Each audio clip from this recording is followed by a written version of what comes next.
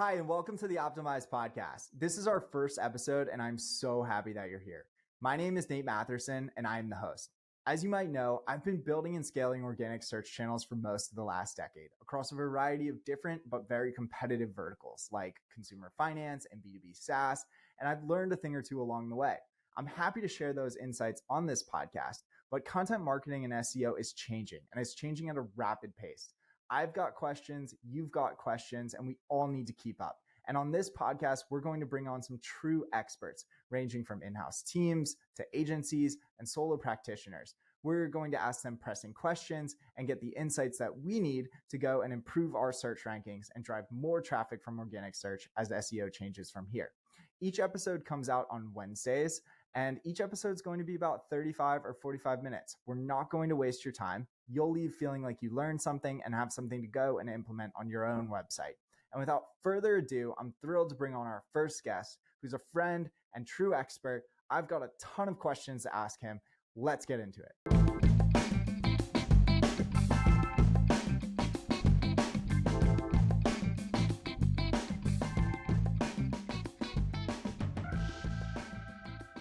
Hi, and welcome to the Optimized Podcast. My name is Nate Matherson, and I'm your host. On this weekly podcast, we sit down with some of the smartest minds in content marketing and SEO. Our goal is to give you perspective and insights on what's moving the needle in organic search right now. Today, I'm thrilled to sit down with Ryan Bednar. Ryan is a friend and fellow Y Combinator alum and truly one of the best in organic search. He's experienced scaling organic search channels across a variety of industries for both his clients and his own websites. And at Rank Science, Ryan's agency, he's worked with a large number of Y Combinator-backed startups on everything from technical SEO, off-page SEO, and content creation. There's a lot for us to unpack here today, and I'm really excited to have this conversation with Ryan.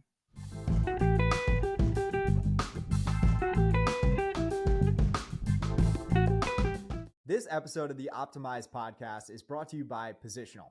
At Positional, we're building tools for content marketing and SEO teams. We've got a great selection of tools for everything from content optimization to keyword research and technical SEO. And you can visit our website at positional.com.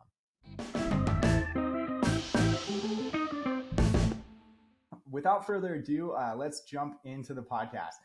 So Ryan, it's great to have you on today. I know there's a lot for us to talk about, everything from working with content agencies and SEO agencies all the way to how organic search is changing from here, because we know that there is a lot of change coming. And I'm trying to get ahead of it personally, and hopefully we can help our listeners do that too.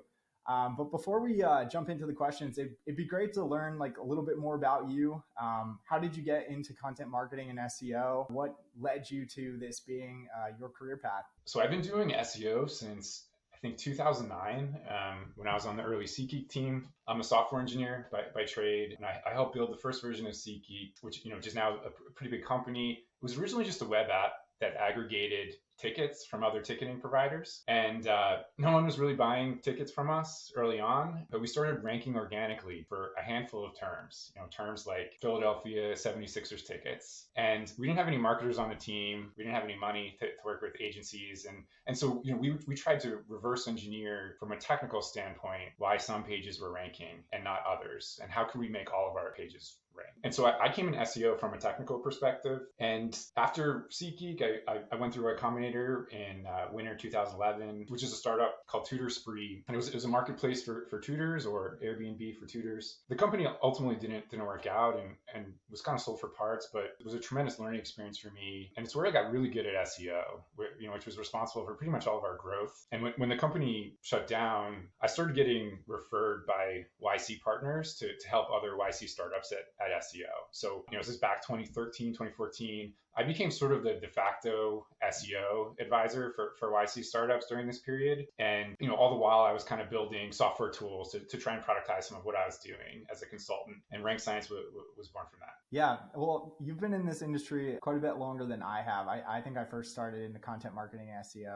and SEO around 2014, 2015. And I think similar to you, like I found content marketing and SEO out of necessity. I think with any marketplace style business, whether you're a marketplace for tickets or a marketplace for recruiters, or in my case, a marketplace for consumer financial products. Like in these categories, like customer acquisition and customer acquisition cost is critical. And similar to you, like we found it as a way to acquire customers to our site at a lower price point and in a regularly occurring way. And I think a lot of startups, especially now, are thinking about like how do they diversify their customer acquisition channels with content and SEO. I'd be curious to know, like, you've been in this industry and in this game since 2009. Like, how has it changed over the last 14 years from when you first started thinking about search to kind of what you're thinking about in 2023? Yeah, it's a good question. And I can say what you say really resonated with me, like as a, 20 something with no money working on startups, SEO, seemed like free traffic. Like it blew my mind. Like this, you can get Google to send customers to your website for free. This is amazing. And so that got me really excited about it. I think, I would say 10 to 15 years ago, every SEO agency had a network of sites or PBNs, private blog networks, that they would use to link to their clients and spread authority. This worked and it was really easy. It was a lot easier to game SEO back then. It worked so well that Google put a lot of effort into understanding backlinking schemes. So I survived the Penguin update in 2013 or whatever it's called. Those sort of like black hat tactics everyone was doing, even the Fortune 500 companies were doing. I think since then, backlinks still matter a lot, obviously. But it's harder to get them now.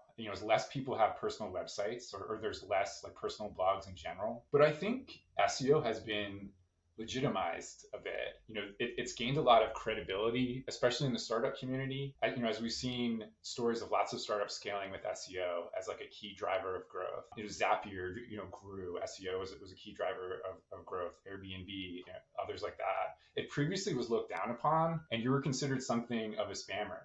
If you worked in SEO, it's now more legitimate. Yeah, for the longest time, I called myself a content marketer because SEO almost had like a bad connotation to it. Like you were up to no good. And I think like you've described, I think in some sense, like content marketing and SEO has almost become simpler. I think I would personally say it's maybe more competitive and more difficult than it maybe was like 10 years ago. Like you said, with kind of everyone now thinking about it and taking it maybe more seriously as a real channel than they were 10 years ago. But in some sense, I think there's also less inputs than there was 10 years ago. People always ask me, like, how do you win in content and SEO? And I think if you pick the right keywords and create great content and do the basics from a technical SEO standpoint, you'll be successful. I think the days of like PBNs and some of those black hat tactics, I think they still exist, but I think Google has gotten much better at kind of detecting the spam and promoting those who are really doing it correctly. But I know you ended up doing Y Combinator a second time. So you're in that elite club of multi-time YC founders. And with Rank Science,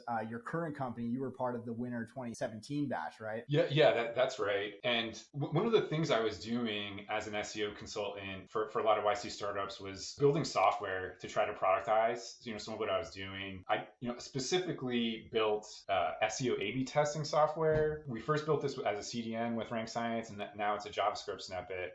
So with Rank Science, we have a JavaScript snippet we can embed on your site, and that allows us to make changes to customers' web pages. We can change things like title tags and see if we can improve click-through rates. We can do all of that with JavaScript through our web app. One of the pain points as an SEO, and I'm sure this is something you've seen, Nate, is like you can put together guidance or recommendations for clients, but it's like hard to get them it's often hard to get them to actually execute those recommendations. And so we can do some of that through Rank Science. And so that was kind of the original pitch for the company, but we've evolved to kind of, we're a tech-enabled SEO services agency for startups. We do full stack SEO, and we've helped probably now hundreds of startups grow SEO from 0 to hundreds of thousands of clicks per month, sometimes even millions of clicks per month, including companies like Zapier, Calm.com, Shutterstock, Replit, lots of big companies. You've worked with some of the best in terms of Y Combinator companies. And I know now, like, since you originally launched Rank Science, you have both like a software component to your business as well as like the agency side of things, where you'll actually go and do work on behalf of those clients. And one of the questions I'm always asked, because I'm in the business of selling tools to content marketing and SEO teams, is should I do it myself or should I hire an agency? This is a question that especially early stage founders often ask me, and especially if they haven't built a content or SEO channel before, but they know that they want to. And so I guess I'll put the question on you. When should you hire like an SEO agency like Rank Science to come in and essentially help you build this channel for you? Or when should you like DIY it if you're like an early stage founder and try to build this channel internally? The annoying answer here is it depends, as with a lot of things in SEO. I think it depends on your growth goals as a startup. How aggressively are you trying to grow traffic? Are you trying to 3 to 5x traffic in 6 months or a year? If you have aggressive growth goals, it makes a lot of sense to partner with an agency. Or if you're just starting out with SEO and you're not really sure how to get started, it makes a lot of sense to partner with an agency. You can basically bring experts who work on dozens of other sites with success, bring them into your team and let them show you the ropes. And then I would say, do you have any expertise on your team, or do you have someone on your team who is really fascinated by SEO and wants to become an expert at it? It's hard to find SEO talent out there and get them to join your startup. There's not as many talented SEOs as there are talented software engineers. But I guess I would say on the other side of things, if you have someone internally who understands SEO somewhat and wants to get really good at it, it might make sense doing it in-house. I think also, along the lines of growth goals, are you trying to get cash flow positive in 6 to 12 months? Maybe try to figure it out yourselves. If you just care, you're trying to get to break even. But I would say people who are really good at SEO, they can make a lot more money as a consultant, or maybe starting their own agency or starting their own startup than probably like joining a seed stage startup. And I would say, with Rank Science, we understand startups because we're a startup ourselves, and some agencies try to obscure what they're doing, so people keep them around longer. They try to keep the knowledge to themselves, and we take sort of the opposite approach. We'll teach and educate startups on how to grow SEO, and when they're ready to take it over themselves, like we're very happy with that, and like usually see it as a job well done because we understand and we've been there before. Yeah, and I have a few follow-up questions there that you've already touched on. And so my first is like outgrowing an agency. It seems like at some point, like once you get to like Series A or Series B or Series C and beyond, like you'll want to build this muscle or team internally. As far as like your clients go, when do they typically like start to feel like they might want to build this function or team internally versus like, continuing to use an agency like Rank Science or, one of the many other agencies that are out there? Say you get to the Series A stage and SEO is like one of your top 3 channels. If it's like a top 3 channel for you, you should probably have someone internally who's an expert kind of running it or at least managing it. That means you probably have your content strategy in place. You probably have had some way, you've figured out how to get backlinks, and it's kind of like about growing it from there. How do you double it from there? How do you grow by 50% from there? I think at that stage, when you have a more developed marketing organization, you have, maybe a writer on staff. At that stage, it makes a lot of sense to start thinking about doing it internally. That being said, I mean, we also, and I personally have worked with Fortune 500 publicly traded companies where they have big SEO teams internally, but then they also have 2 or 3 agencies on retainer, and they bring people in for guidance, advice, for strategy. So it's one of these. It's SEO is always changing. There's always people out there who are on the cutting edge, like seeing what things are happening. One of the advantages working with a consultant or an agency brings to you is they see what's working on other sites right now, or they see maybe like what's being penalized on other sites right now, what's not working on other sites right now. And so bringing in outside guidance, outside input can be really helpful, because when you're internally, you're looking at one website, you don't know what the rest of the universe is, what's happening to it. Yeah, that's a really good point. And I think there's something to be said for even if you are serious about building this channel internally and learning how to build a content and SEO muscle, there's probably something to be said for also working with an agency who can help you learn and get up to speed faster, and then also help fact check the work you're doing independently. So you must have some clients who are also like putting in a lot of effort internally and then also using rank signs as like a supplement to the work that they are doing. Is that something you see with your clients? Absolutely, yeah. And I guess like that's why for us anyway, it makes a lot of sense to like scale up or down our engagement. If it's like, maybe we're doing more hands-on work early on the first year, maybe even just the first 8 to 9 months. And then a company says, hey, I think we can take on more of this ourselves. We're going to bring in some people. Well, it's like, okay, we can scale back our engagement to something where we're still providing value, but in a smaller way, probably more strategic way rather than being as hands on. So yeah, that's something that we definitely support, and that I think is pretty common out there. If I was like an early stage startup, maybe I just went through Y Combinator and I know that I want to build a content and SEO channel. I have a marketplace business. It's clearly going to be valuable to me. If I were to hire Rank Science, like what are those like first one or two things that like an agency comes in and does for me as part of building this strategy?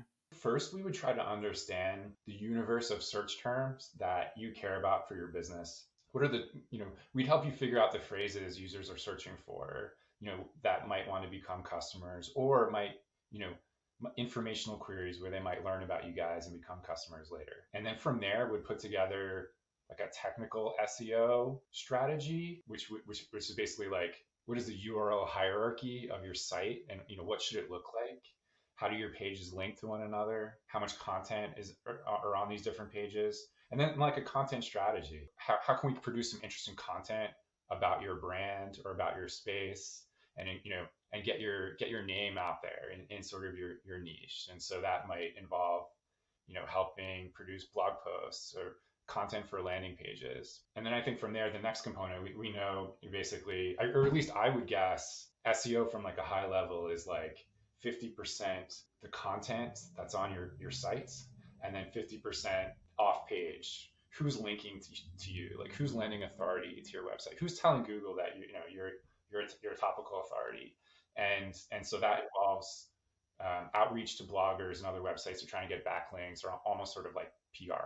I agree with you. I think keyword research, like identifying like what to write about, is typically like the first step. If you don't pick the right keywords, everything else you do is going to be less effective. And that's often like a big mistake I'll see early stage startups make, is they'll just start writing content and creating content without actually first thinking about like, how do these pieces of content tie to a specific keyword or question that their potential customer has. And then I totally agree with you from like a site structure and technical SEO standpoint. Like it's something you need to be thinking about early on. And it always amazes me when I go to a blog that has like 50 posts and none of them are internally linked together.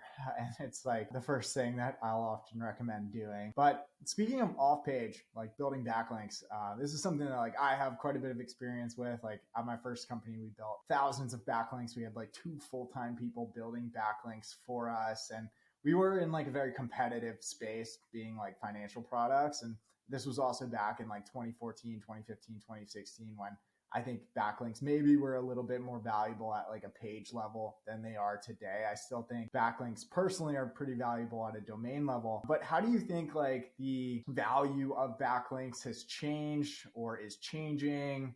A question I'm often asked is, how many backlinks do I need to build? So if a client came to you and said, how many backlinks should I build to my website? Or how important are backlinks? How would you answer those questions? I think they're as important as ever. I do think they're harder to get than they used to be. There's less people with personal blogs. There's less blogs in general, and you have to get, backlinks are most helpful from sites that already have authority, and that of course makes them hard to get. You could kind of game this back in the day by getting backlinks to deep pages on your site. I do think kind of like more domain specific backlinks, even if the backlinks are to your homepage now, today are just as helpful as some of the deep ones, although you do want to do some deep linking. With the advent of something like generative AI, with LLMs, anyone can produce 100,000 landing pages in a week. I think like content, the playing field for content has now been sort of leveled a bit, not completely, but it's leveling a bit, and that I think makes backlinks like as valuable or more valuable than ever. Yeah, and there's different ways to get them. Some folks treat it like PR, like outreach. You're kind of doing sales, but you're asking for people to link to you. And other times people put together clever competitions or games or awards and say, hey, you're the top. There's a company like expertise.com that they have all of these awards they give out. Like, you're the top 100 plumbing business in New Jersey. Like, please put this badge on your site, and that badge links back to them. So there's different ways to go about it. I think they're still important. But maybe the way Google evaluates them is a little different than they used to. The cool thing about SEO, and this is like one of the things that I've always enjoyed, is everything's public, right? And so you can look at your biggest competitors, see what they're doing, see how many backlinks they have for the pages they're ranking for, and that's kind of the answer. Is like, if you want to get to page one for a certain search term, here's what the competition's doing. Here's how many backlinks they have, and then you could kind of decide from there. Is that achievable in the short term? Is that achievable in the long term? And then figure out a game plan. And you can even go. You can reach out to those sites that are linking to them and say, hey, like, we have this resource that I think would be a good fit for your landing page. Like, link to us too. I'm sure everyone's bombarded with those emails.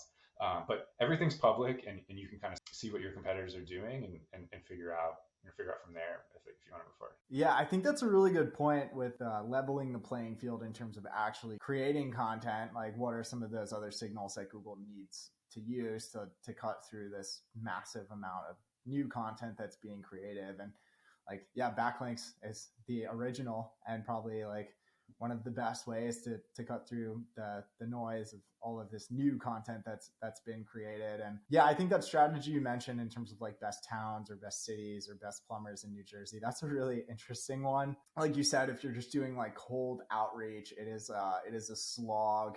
And I also think that like the websites that might be willing to link to you are a lot more skeptical than they would have been like 8 or 9 years ago. Like, I think if you'd gotten an email 8 or 9 years ago that said like, hey, like, I've got this great resource, you should link to it, it was probably somewhat novel. But now it seems like everybody and their brother is trying to build these resource page backlinks, and it's a lot harder to actually get those types of links, and they also might not be as valuable. Yeah. So what are some of those tools that you can use to like see what your competitors are doing or like conduct that process that you just described? I think the most common ones are SEMrush, SEMrush, or Ahrefs. Those are the two like biggest data sources for keyword research, for backlinking, seeing what competitors are doing. I think they'll even give you like an estimate of like, you need this many backlinks to rank for this term. I wouldn't trust that 100%, but it's at least directional. You could use it. And then I think like if you're putting together a content strategy, or you're trying to produce content that's better than a competitor, there's a bunch of tools. There's a bunch of different content rating tools out there, like Positional, like your tool that customers can look to, customers can use to try to beat out the competition. Yeah, I appreciate you mentioning our tool. As far as like creating content with AI goes, because I know you just mentioned it, there's kind of been this huge influx of content created with tools like ChatGPT and Jasper. Are you using like AI to help in that content creation process? How should your clients be thinking about AI? Like, how are your clients thinking about creating content with AI? It'd be great to just get like your perspective on, should we be using AI to create content on our websites for organic search? I sort of take the position that it's inevitable. I know Google has sent out some sort of like mixed signals on whether they're okay with AI generated content or not.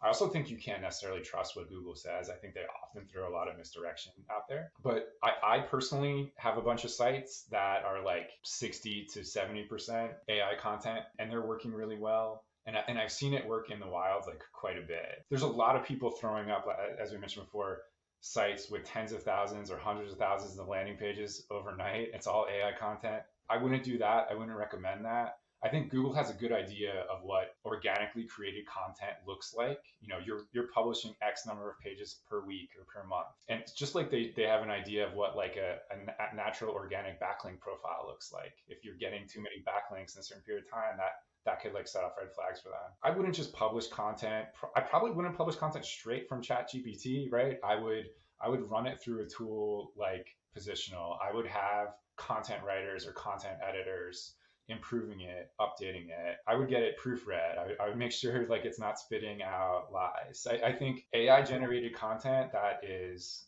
edited and curated by humans, along with some other tools, is kind of like where things are moving. That's the sense I got from Google's like updated guidelines. I know that like in April of 2022, like John Mueller came out and said like, don't use AI. If you use AI, we catch you, like spam brain's going to mark you as spam. And then they updated their guidelines at the start of this year, and they said like you can use AI to generate content, but you'll still want to add like your own expertise and originality to those pieces. And so I think what they were saying was like, you can use AI, but you still want to make sure that it's, of high quality, combed through it, you've made it unique into you. I think the problem is like the companies that are using AI are tending to go like 0 to 100.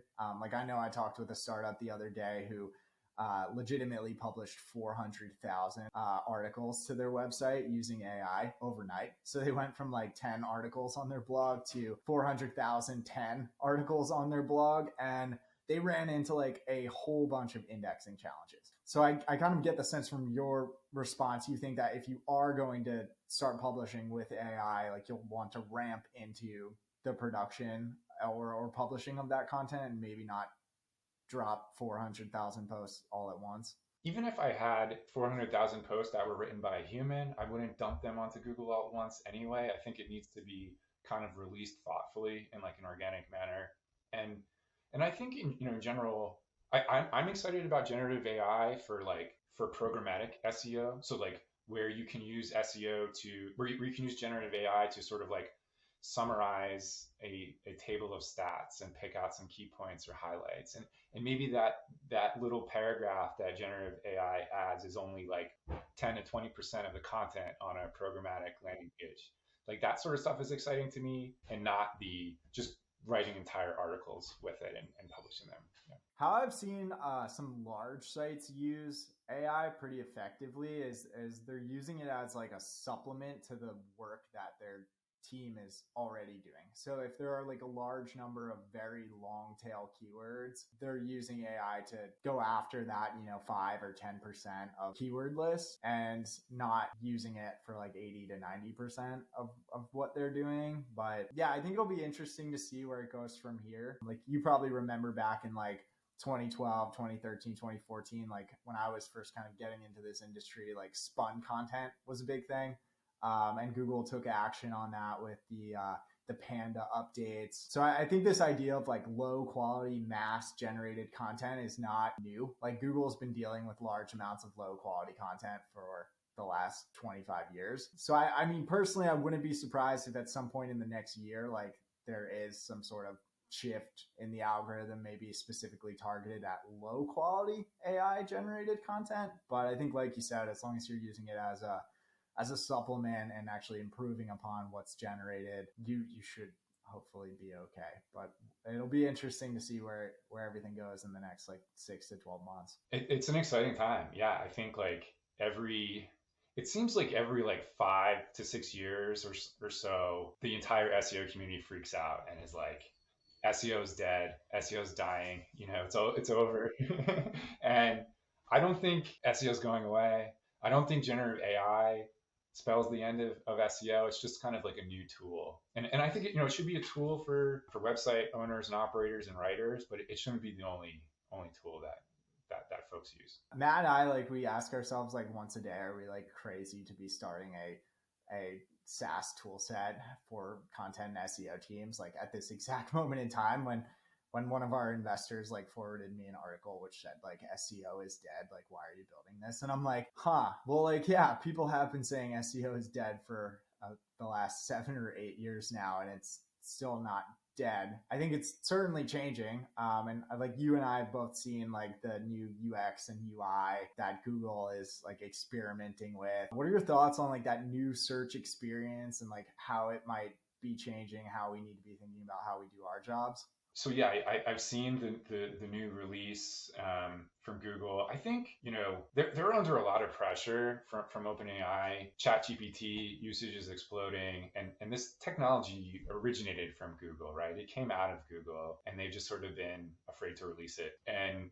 now that they got all this outside pressure, this version where they dropped a chatbot like right into search results, like it feels a little hacked together. I'm sure it'll get way better. It's obviously really early, and they whipped this together in weeks to months. I think it's pretty clear a lot of informational queries in the future are going to be served by these LLM answers. But Google's kind of been doing that already with like the zero-click answers or position zero results for a while. So it's like as SEOs, that's something we've already been dealing with. But I think, and I would also say, I think it's pretty clear there's real risks to Google's monopoly on search, right? If people, end up using ChatGPT for 10% of what they Googled before, like that, that definitely is a big risk to Google, but they're also in the strongest position to utilize this technology and extract the most value out of it going forward. And I would also say, I think for many types of queries, users are going to prefer Google style search results over a chatbot response. And so, I'm confident SEO is not going away. It might be changing. It might be changing dramatically. Who knows? But I think Google's in the best spot to utilize this technology, and our skill set as SEOs like might have to grow, right? I don't know that anyone is really thinking about how to game LLMs so that Google plugs your company when someone asks it a question, but like SEO might creep into that space eventually.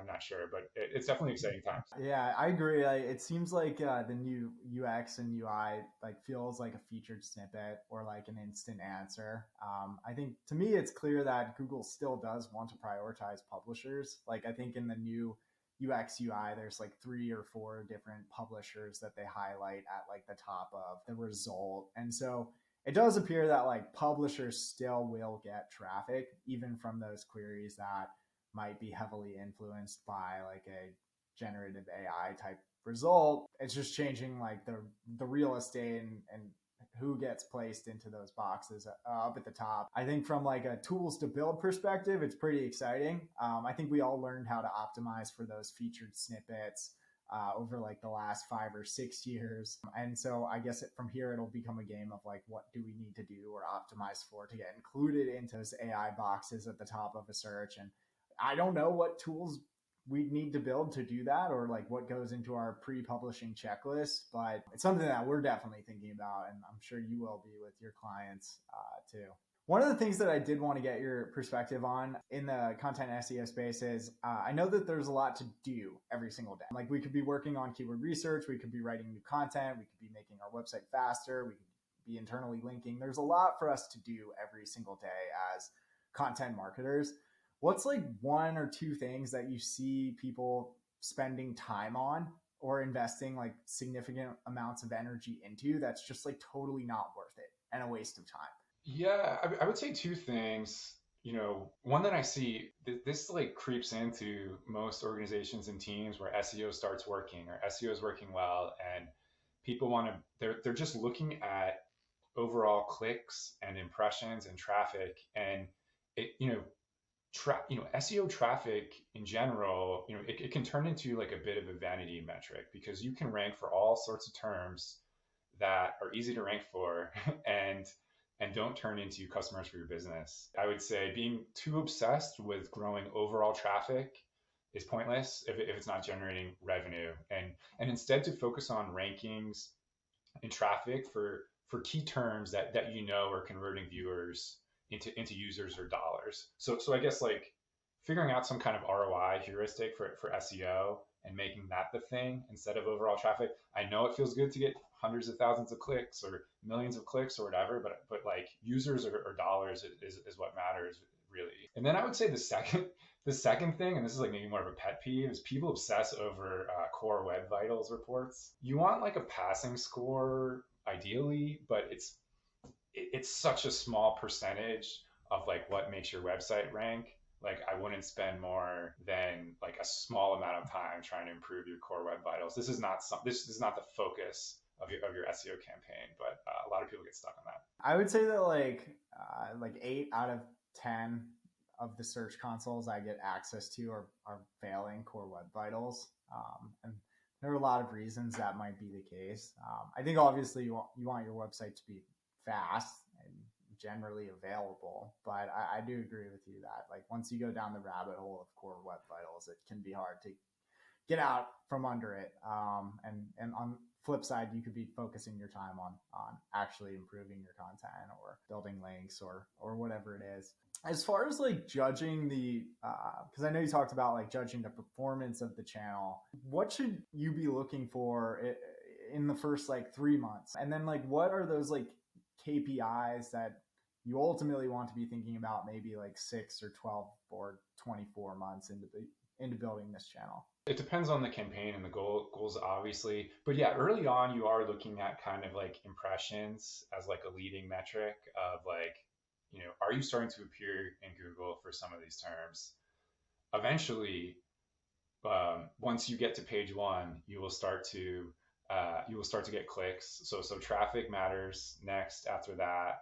So impressions, clicks, and rankings. You want to see yourself going up in rankings for key terms, and that can take 1 to 3 months. Sometimes that can take 3 to 6 months. It depends on how competitive your space is. And then from there, I would try to figure out how, to your best ability, when a user signs up, figure out how to attribute. It's not easy. Google's made this harder over time, but figure out to your best ability if you can attribute that user to SEO in some way. And even if it's an approximation, I think that's going to go a long way towards building credibility for advocating for SEO in your organization. And it'll help you focus. It'll help you stay focused on what types of content should we build? What sorts of terms should we be ranking for? Now, of course, there's exceptions. Sometimes you create content just to generate links, and then it's the other pages that generate revenue. But having revenue and some sort of ROI in mind like helps campaigns stay focused. So I've really enjoyed doing this podcast with you, Ryan. I think we tackled a lot of interesting talking points and items for the listeners, and we can cap things off with like a quick rapid fire round. I'm going to ask you like 5 or 6 questions, and feel free to just give me like the first thing that comes to your mind. Does that sound good? Cool. Yeah, sounds good. All right. So I know you're an investor in a large number of startups. And I know that OpenAI was recently valued at $30 billion as part of their most recent fundraising round. Would you be buying or selling OpenAI stock right now? Buying, just based off the potential. I mean, yeah, buying. Would you be buying or selling Google stock right now? Buying, still buying. All right. What does an awesome piece of content cost? Like if I'm creating my budget, I want to get a piece of content created. What should I expect to pay for that piece of content? I'd say there's a range for a really great piece of content. It could be anywhere from $500 to a few $1,000, especially if there was something like a survey or research done or something along those lines. Yeah. Does it make sense to buy backlinks at all in 2023? Yes, it does. I mean, I think if we're just being honest about how the industry works, like sometimes you have to buy backlinks. Google will tell you never to buy backlinks. They'll say just create great content and everything takes care of itself. But yeah, I don't think it should be like your main link building strategy, but I would do it opportunistically. And as far as trading backlinks goes, I know you've probably gotten the emails. I get them too. Sometimes even from like Fortune 500 companies that want to do link swaps. Do link swaps work? Should I be swapping links with XYZ startup or large company?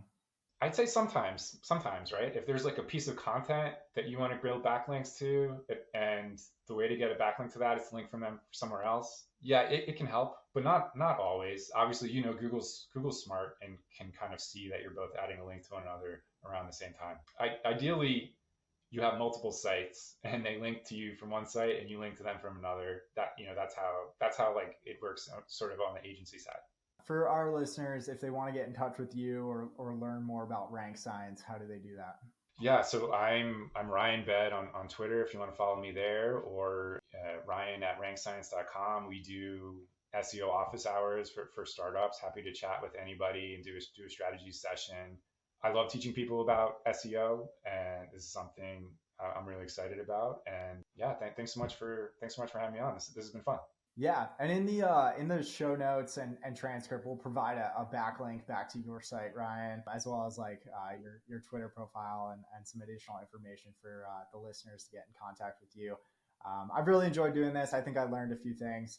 So thanks for coming on the Optimized podcast. Thanks so much for having me, man. This was super fun. This was cool.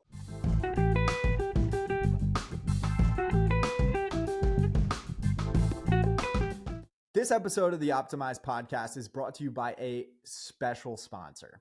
If you're anything like me, you've probably got a lot of content that's not very well optimized, and it can be a total pain in your butt to optimize it and ultimately get it to rank better in search.